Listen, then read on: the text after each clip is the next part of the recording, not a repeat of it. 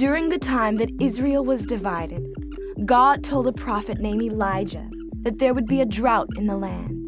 He directed Elijah to leave the area and live by himself for 3 years near a ravine where he would have all the water he needed.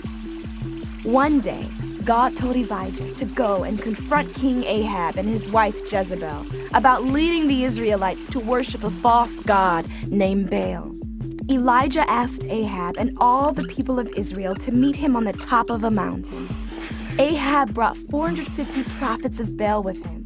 Elijah decided to conduct a challenge to prove that he followed the true God. 2 bulls were brought to be sacrificed. The prophets of Baal laid down pieces of wood and put the bull on it, but did not set fire to it. "Call on the name of your God," Elijah challenged, "and I will call on mine. Whichever answers by fire, he is God." From early morning until noon, the prophets asked their god Baal to send fire, but nothing happened.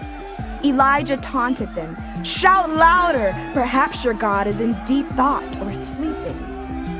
So they shouted louder and cut themselves with their swords and spears, but still nothing happened. He quickly built an altar using 12 stones, one to represent each tribe of Israel.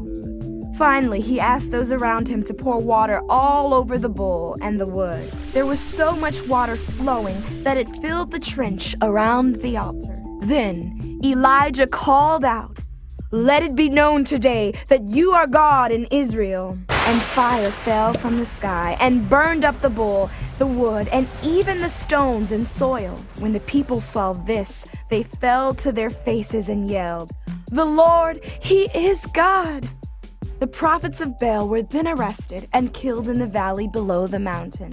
When King Ahab returned home and told his wife Jezebel what happened, she was furious and sent word to Elijah that she was going to have him killed. So Elijah fled to the wilderness.